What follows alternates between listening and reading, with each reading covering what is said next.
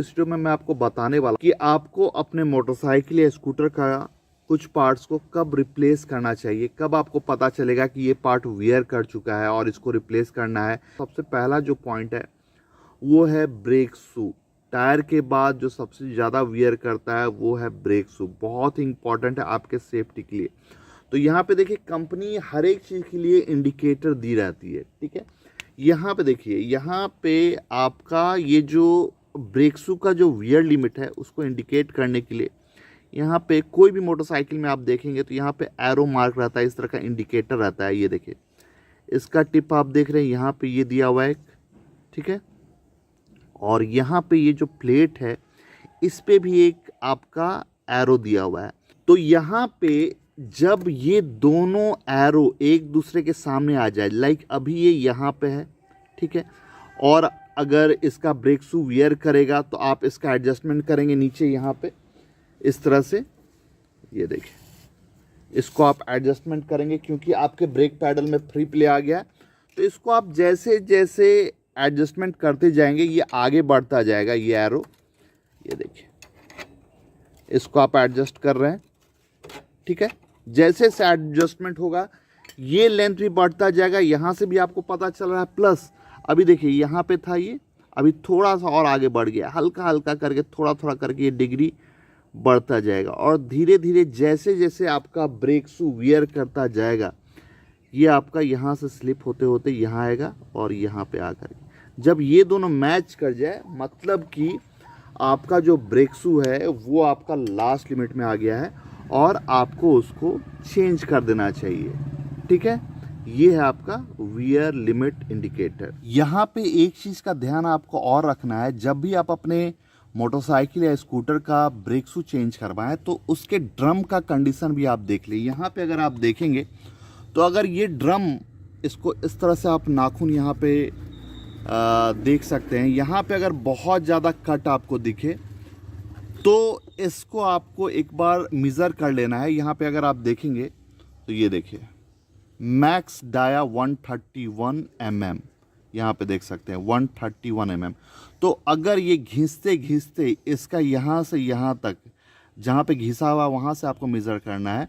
अगर इसका 131 mm से ज़्यादा हो गया मतलब आपको इसका ड्रम भी रिप्लेस करना पड़ेगा।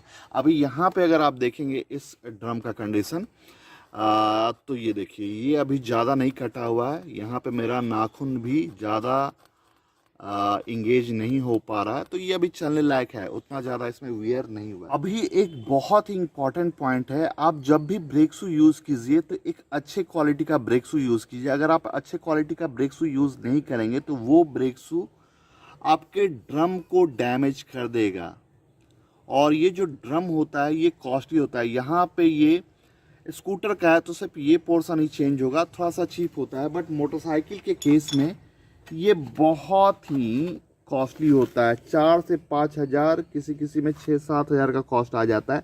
ये कंप्लीट आप जो व्हील देख रहे हैं एलॉय, वही चेंज होता है, इसी का पार्ट होता है ड्रम, और यहाँ पे ये बहुत ही कॉस्टली हो जाता है। इसलिए आपको हमेशा एक अच्छे क्वालिटी का ट्रस्टेड ब्रांड ही ब्रेक शू में यूज़ करना है। अगर आप नहीं करेंगे तो ड्रम को डैमेज करेगा ये।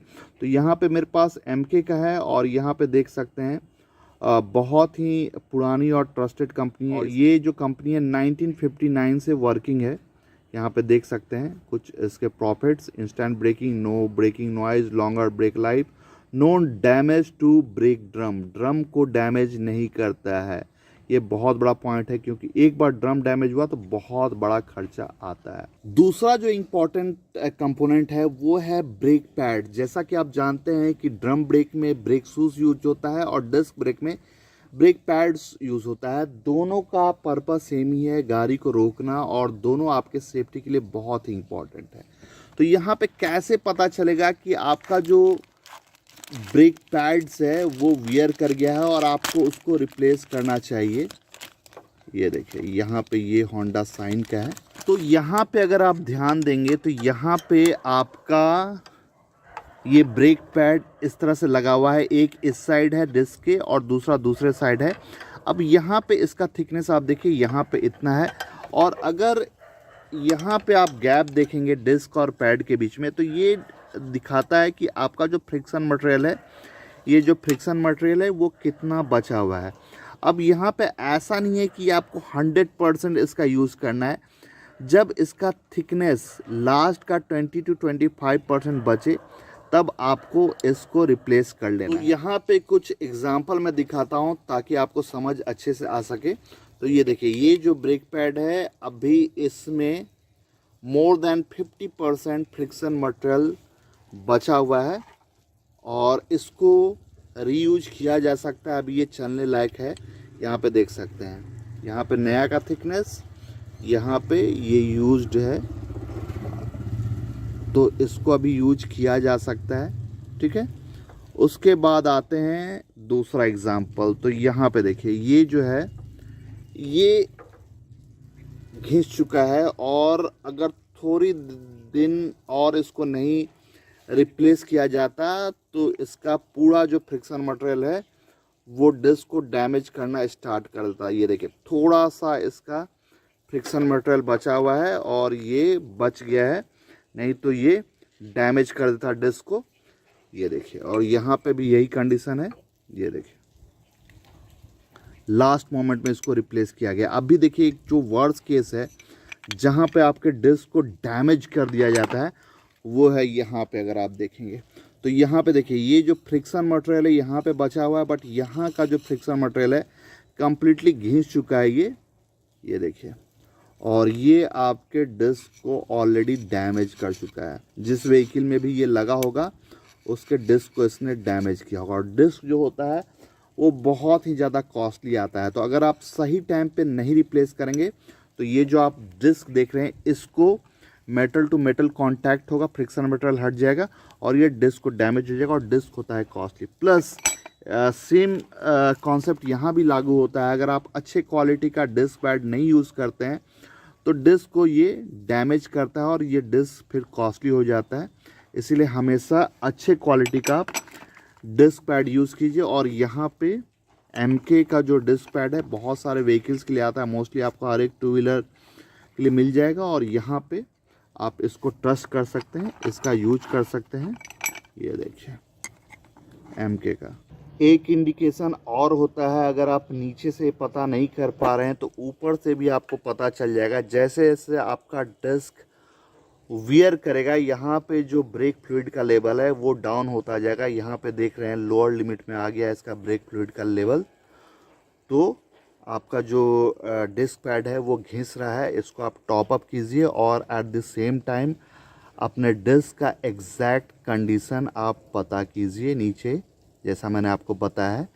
अब यहाँ पे मेरे पास एक और कंपोनेंट है, clutch and brake yokes and clutch and brake lever. अब ये जो दो कंपोनेंट है जब भी टूटेगा तो इसको तो आप चेंज करेंगे ही, बट कुछ और पॉइंट है जब ये वियर करता है उस समय भी इसे रिप्लेस करने का ज़रूरत पड़ता है। तो ये देखिए, यहाँ पे इसमें अगर इसका थ्रेड डैमेज हो गया, जहाँ मिरर लगता है इसमें देखिए यहाँ पे इसका थ्रेड डैमेज है, तो ये चेंज करना पड़ता है। आप थ्रेडिंग भी करवा सकते हैं बट बहुत ज़्यादा कॉस्टली हो जाता है वो। उससे अच्छा है कि आप इसको असेंबली को ही चेंज कीजिए और बहुत ही रिजनेबल रेट पे ये MK ग्रुप्स बनाती है। ये देखिए, बहुत ही अच्छा क्वालिटी है इसका।